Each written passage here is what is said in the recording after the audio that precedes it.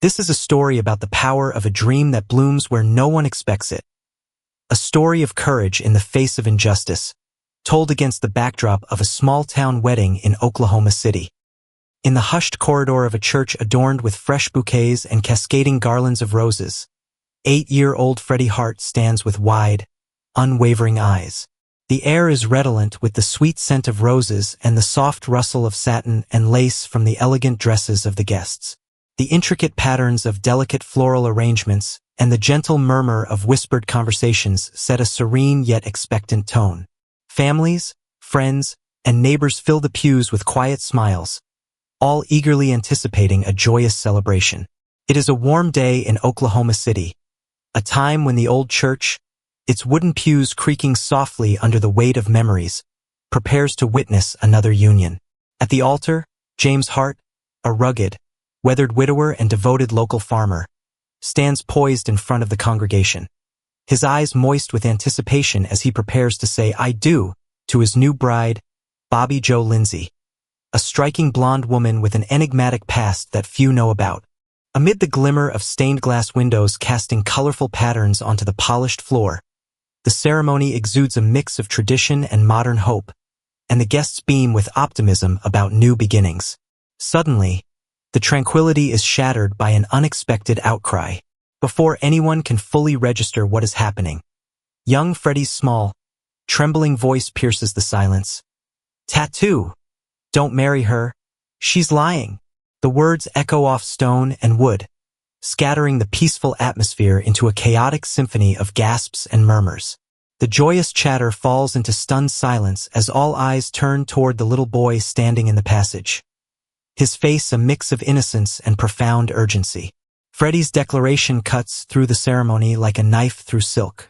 In that charged moment, his voice, quivering yet resolute, begins to spill forth fragments of a startling story.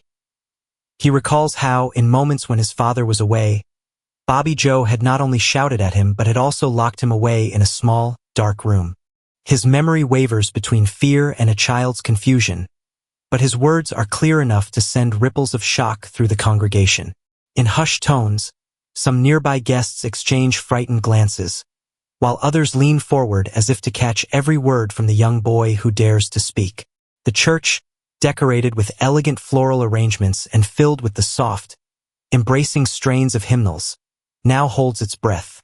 Freddie, with watery eyes and a trembling voice, continues, claiming that he once discovered secret letters and faded photographs in Joe's purse. These artifacts, he insists, reveal that she once blackmailed her previous husband, who mysteriously vanished under circumstances that no one had ever questioned. His words, though delivered in the innocent cadence of an 8-year-old, carry an unbearable weight. The implication that the bride's past is steeped in deceit and manipulation. As the murmurs among the guests swell into a cacophony of disbelief and anxiety, James Hart stands in stunned silence at the front of the church. His heart pounds, and his features contort with a mixture of shock and sorrow as he listens to his young son's revelations. Meanwhile, Joe Lindsey, standing at the altar with a carefully composed smile that now wavers, appears caught off guard and defensive. In that crucible of raw emotion and fractured expectation, something profound has been set in motion. Without warning, the festive strains of the wedding choir falter, and the background murmurs of the congregation give way to an oppressive silence.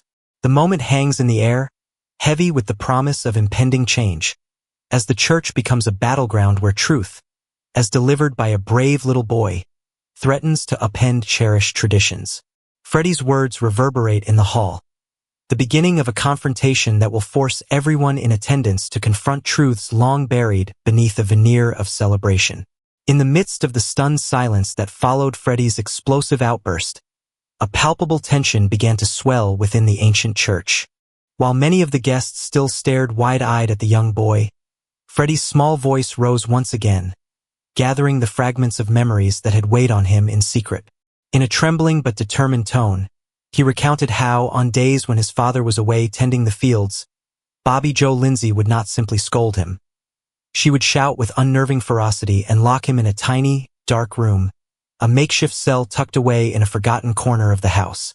Every time, she'd yell so loud it shook the walls, Freddie whispered, his eyes large with a mix of fear and sorrow. And then, she'd slam the door shut, locking me in, making me feel like I wasn't even a part of our family. His words spilled out, raw and unfiltered, as he spoke to anyone who would listen. The tone in his voice was that of an innocent forced to reveal adult secrets, exposing wounds that had long festered in the quiet moments after dusk. A collective murmur of disbelief swept through the congregation. Some of the older relatives exchanged troubled glances, while others clutched their hearts, sensing the depth of the boy's pain. In that moment, the festive and celebratory atmosphere of the wedding turned bittersweet, joy intermingled with shock and concern. Joe Lindsey, standing at the altar with a carefully rehearsed smile that now faltered, tried desperately to interject. "That's just a childish exaggeration," she insisted in a tone that wavered between indignation and panic. "Kids say these things when they're upset. Don't listen to his silly tales." Her voice, though projected loud enough to reach across the pews, could not mask the tremor of uncertainty bubbling beneath her bravado. However, as her rebuttal faded, Freddie's voice grew steadier. With the forthright clarity of a truth too overwhelming to be silenced, he continued, "I remember it clearly. I remember the sound of her angry voice, the slam of the door, and how I always felt invisible after that. And one time, I found letters in her purse that didn't belong. Letters that said things about someone who was never seen again." The boy's gaze drifted momentarily, as if trying to recall each terrifying detail of that long-forgotten scene. The mention of the letters sent a ripple of hushed whispers throughout the congregation. Some of the guests exchanged nervous looks while others simply listened, spellbound by the gravity of what was being revealed. The church, adorned with the sweet scent of roses and the soft rustle of elegant attire, now resonated with an undercurrent of dread. What dark revelations could those letters possibly hold? The atmosphere darkened, as if the very air inside the ancient stone walls had grown heavier with the weight of forbidden secrets. James Hart, who had been standing near the front in stunned silence, now looked between his son and the bride with a mixture of heartbreak and impending dread. His eyes were moist, and his face betrayed his inner struggle, torn between the joy of his new marriage and the painful memories his son was now exposing. Amid this crescendo of raw emotion, the tension reached a critical point. The murmurs became more insistent, as if everyone in the congregation sensed that a pivotal truth was about to surface.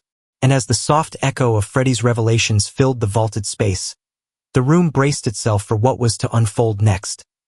The unspoken promise that the dark secrets hinted at by a few forbidden letters would soon come to light. After the unsettling revelations of the previous moments, a heavy silence clung to the church like a tangible shroud. The murmurs and soft gasps from the congregation mingled with the faint rustle of fabric and the distant echo of church hymns. In that charged pause, little Freddie Hart lifted his gaze and, with trembling hands barely steady enough to hold something, slowly produced a crumpled, worn envelope from his small jacket pocket. The envelope, yellowed at the edges and creased from repeated handling, bore a handwritten name in spidery ink, Bobby Joe. It was undeniable evidence that had been hidden away for far too long. Freddie's small voice, now swelling with a mixture of courage and sorrow, rang out once again. "Look," he said with a hint of urgency. "This is a letter. I found it in her purse. Letters that say she would do terrible things if she didn't get her money." His words, though spoken in the fragile tone of an 8-year-old, reverberated through the ancient stone walls with a weight that belied his age. The envelope was held out in his outstretched hand as if it were the key that could shatter the carefully constructed facade of the day. At that moment, a collective gasp rose from the assembled guests. Chairs creaked as people leaned forward, and whispers spread like wildfire.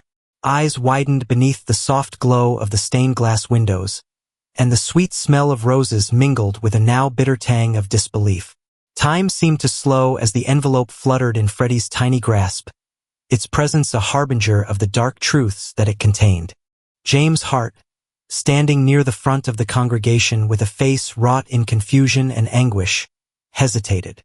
His eyes darted from his son to the envelope. The joy of the day, the celebration of his new beginning with Joe Lindsey, began to crumble as the reality of Freddie's testimony sank in. For the first time, James saw the conflict between his desperate desire to find solace and the stark warnings echoed by his son's trembling words. His heart pounded, each beat echoing a mix of paternal worry and dawning horror. Joe Lindsey, positioned elegantly by the altar moments earlier with a forced smile, now shifted uncomfortably as she noticed the incredulous stares directed toward Freddie.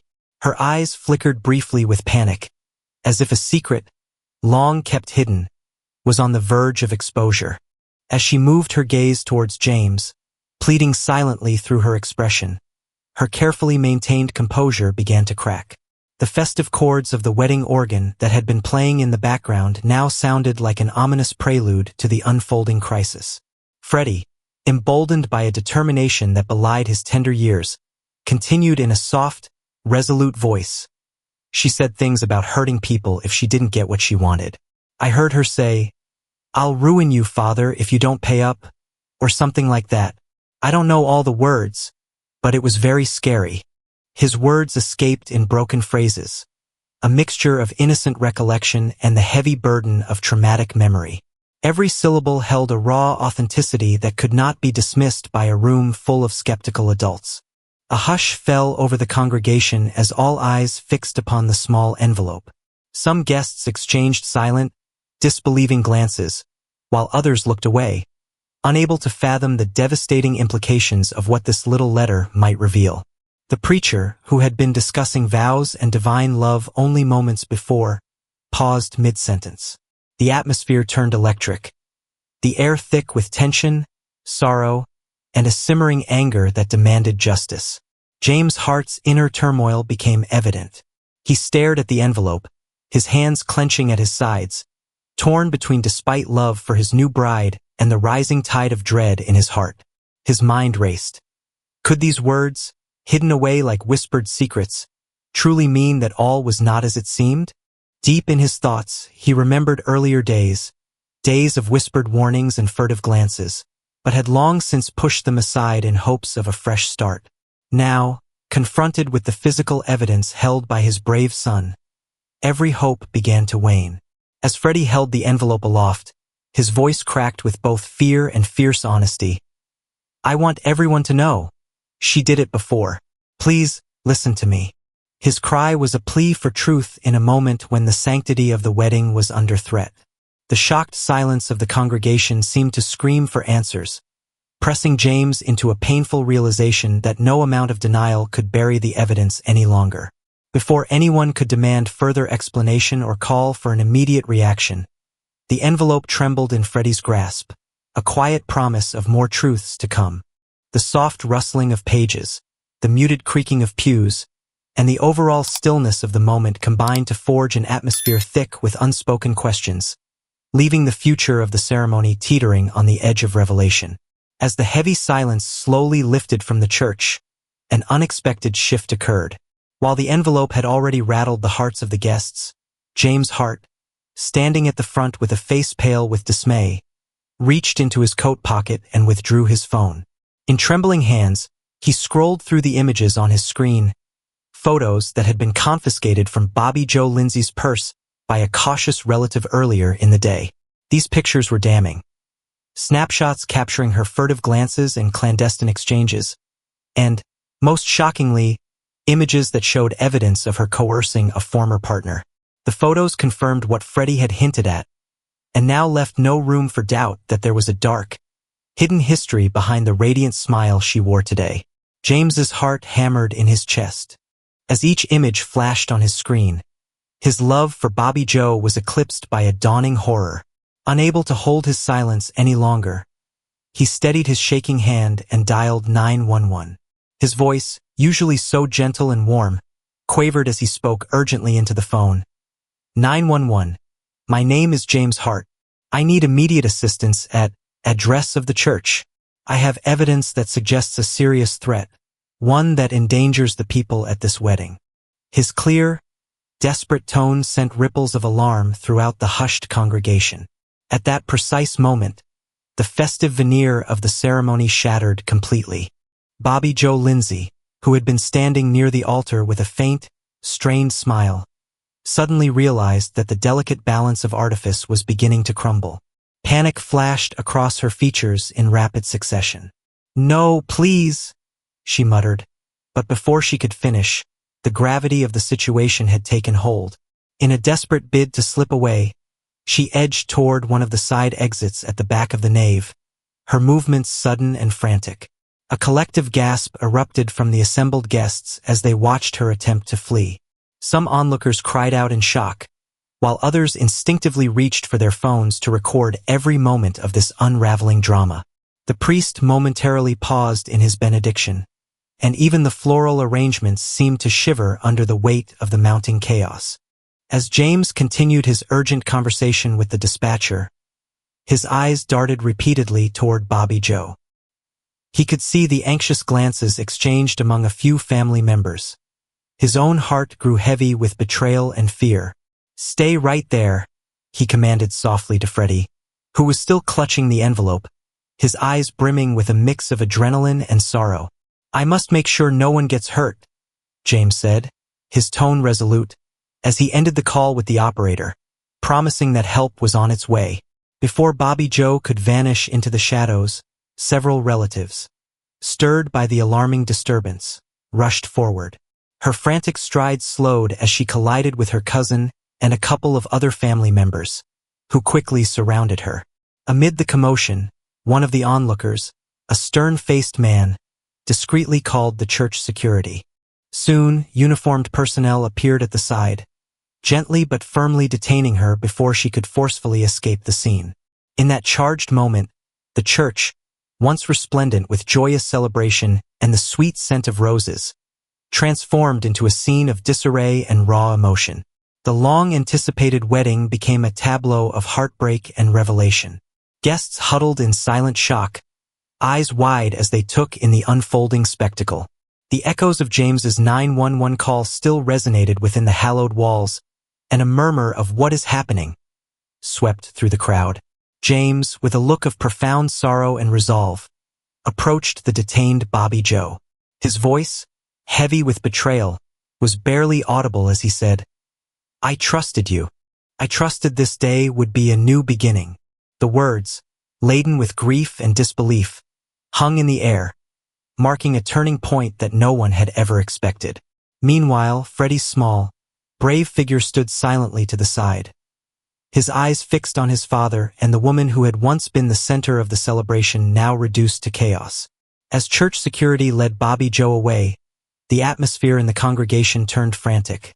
Whispers and murmurs grew louder as the reality of the situation set in.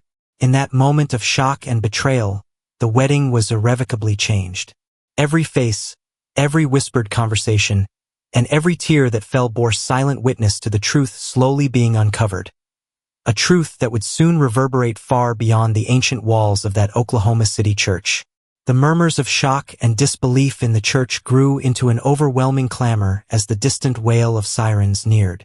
Within minutes, uniformed police officers burst through the heavy wooden doors, their presence shifting the already chaotic scene into full-fledged crisis mode.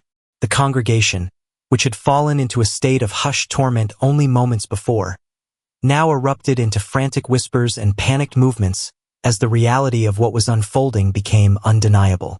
One of the officers, his badge glinting under the somber light filtering through stained glass, stepped forward and addressed the trembling guests. "Please remain calm. We're here to ensure everyone's safety." His voice, steady yet imbued with urgency, did little to ease the rising tension. The commanding officer's eyes were focused on Bobby Joe Lindsey, who had been trying fruitlessly to dodge the advancing law enforcement. Surrounded by a small cluster of officers, she was quickly handcuffed. In the midst of her protestations, her voice rising in a desperate, incoherent defense, the severity of her situation was made starkly clear. "Bobby Joe, you are under arrest on suspicion of fraud, coercion, and, as we've learned from several corroborated reports, involvement in the disappearance of your previous husband," announced an officer firmly, as he read out the charges in a clipped tone. His words hung heavy in the air, and a collective gasp rippled through the congregation. Gasps, stifled cries, and even a few outbursts of anger filled the space as guests struggled to process the magnitude of the revelations. Amid the upheaval, a local reporter, her camera phone held high, captured every moment while murmuring to herself, "This is bigger than just a wedding scandal." Her recording quickly became a live document of an unfolding public drama that had grabbed the attention of everyone present, and soon, of the entire city. The images of Bobby Joe being led away, her expression a mix of rage and fear, were intercut with close-ups of terrified and outraged faces among the guests. Overwhelmed by the disaster and desperate for validation, James Hart, his heart torn between love and betrayal, stood at the front of the church and addressed the stunned assembly in a wavering but determined tone. "Show me those photos from her purse. I want every piece of evidence that proves what we've suspected." A few relatives rushed forward, producing a few crumpled prints taken discreetly by a concerned cousin. The photos, now passed around in a whispered flurry, depicted Bobby Joe in several compromising situations. A furtive, accusing glance in one, a heated word in another, that corroborated the dark narrative Freddie had unveiled. At that point, the chaos became nearly unbearable. A tide of shocked voices and tearful gasps filled the vast space of the church. In corridors outside, word of the scandal was spreading fast, and soon the first echoes of the community's reaction could be heard. Some guests clutched each other in solidarity as new details emerged. Bobby Joe's bitter past with her previous husband had not just been a series of unfortunate events, but appeared linked to deliberate, cold-blooded manipulation. Her actions, it now seemed, had been part of a broader pattern of deceit, a shadowed chapter that no one had ever dared to question until now. A police officer took a moment to briefly interview one of the guests, who tearfully recounted, "I've heard whispers about her blackmailing her ex. I never believed it until I saw these photos." Every whispered word added a chilling note to the scene. The overall atmosphere in the church shifted dramatically, from what was meant to be a celebration to a somber tribunal exposing hidden truths. The arrest of Bobby Joe Lindsey became the tipping point. With the TV cameras rolling and every smartphone capturing the turning tide, the church was transformed into a stage of public reckoning. Parents murmured anxiously to each other. Elderly members of the congregation shook their heads in sadness, and even the officiating priest struggled to find words, his voice quivering as he said, This is tragic." In that charged environment, the police continued their work as the investigation began in earnest. Officers escorted Bobby Joe out of the church, her figure disappearing down the aisle, while family members and guests gathered around James, seeking comfort and clarity. The pervasive atmosphere of exultant chaos signaled that the scandal was only just beginning to seize public attention. Before the community could fully absorb the immediate shock or offer any clear response, the church fell into a heavy, anxious silence. A silence pregnant with the promise of change and the dawning understanding that a dark secret had been exposed for all to see. In the aftermath of the chaos inside the church, the scene shifted from heart-wrenching turmoil to a determined quest for justice that rippled far beyond those ancient walls. Within hours, the local police had taken control, and the forensic investigation commenced in earnest. Officers meticulously gathered evidence, from the crumpled envelope and torn photos to every whispered testimony and discreet recording captured by concerned guests. As the investigation unfolded, it confirmed every harrowing detail that little Freddie Hart had so bravely disclosed, linking Bobby Joe Lindsey not only to the intimidation and mistreatment of young Freddie, but also to her murky past, including her alleged blackmail of her previous husband, who had mysteriously vanished under suspicious circumstances. By the next day, the story had exploded into a media sensation. Local television stations ran breaking news segments highlighting the dramatic turn of events, the halted wedding, the emotional confrontation, and, most shockingly, the police arrival that led to Bobby Joe's arrest. Headlines across Oklahoma City screamed about the scandal that had turned what was supposed to be a joyous celebration into a public exposé of deceit and familial betrayal. Social media was ablaze with the hashtag #WeddingScandalOKC as residents, journalists, and political figures debated the implications of the unfolding drama. Amid the swirling media storm, James Hart, still reeling from the shock of betrayal and overwhelmed by sorrow, now found solace in the fact that the truth was being brought to light. In a scene that resonated with both paternal pride and heartache, James was later seen speaking with a local news reporter outside the church. His voice, choked with emotion, declared, "I always believed in my son's honesty. He gave us the courage to face our darkest truths.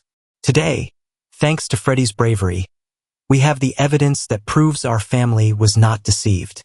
His words were met with empathetic nods from the gathered community members and echoed widely on local radio.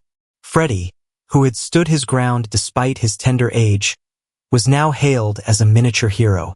In the days following the incident, he received visits from school counselors and community leaders, all praising his courage. Though a child, his unwavering commitment to speaking the truth had ignited a movement among residents who felt marginalized by secrets and lies. His quiet but powerful bravery became a galvanizing symbol for reform, a reminder that no one, regardless of age or status, should ever be forced to silence their truth. As the police completed their investigation, the final report painted an unflinching portrait of systemic misconduct. Joe Lindsey's involvements, her harsh treatment of Freddie, her secret correspondence threatening to destroy James if her demands were not met, and the incriminating photos captured by family members, all consolidated into a damning case against her. In a subsequent court hearing that garnered national attention, she was formally charged with fraud, coercion, and contributing to the disappearance of her previous husband. The verdict sent shockwaves through the small Oklahoma City community and even reached beyond its borders. At home later that evening, in their modest apartment filled with the soft glow of lamplight, James embraced Freddie with tears of relief. "Thank you, son," he murmured, his voice thick with pride and healing. "Your courage has saved us all today." Linda, his devoted wife, joined in, wrapping her arms around both of them, reaffirming that though the path had been shadowed by grief and betrayal, the truth had ultimately prevailed. Meanwhile, the fallout transformed local discourse. Community meetings and town hall forums buzzed with discussions on accountability and the protection of children's voices in matters of corruption. Major media outlets dissected the scandal for days on end, analyzing every facet from the unethical behavior at the wedding to the uncompromising actions of a brave little boy. In boardrooms across Oklahoma, investors and policymakers began rethinking regulations in family and community events. Ultimately, the incident became a catalyst for widespread change. Institutions, both public and private, launched initiatives to ensure transparency and accountability in their practices. The story of Freddie, James, and Linda Hart reverberated as a call to action, a reminder that integrity, when championed even by the most vulnerable, can redefine communities and inspire systemic reform. What do you think is the most valuable lesson to be learned from Freddie's courageous outburst and the subsequent pursuit of truth in this dramatic wedding scandal? Have you experienced a moment when one brave voice went on to transform a community? Write your opinion in the comments. We'd love to hear your perspective. I hope you enjoyed this story. Leave a comment, sharing your thoughts about it. Don't forget to like the video and subscribe to the channel so you won't miss new and equally exciting stories. See you in the next video.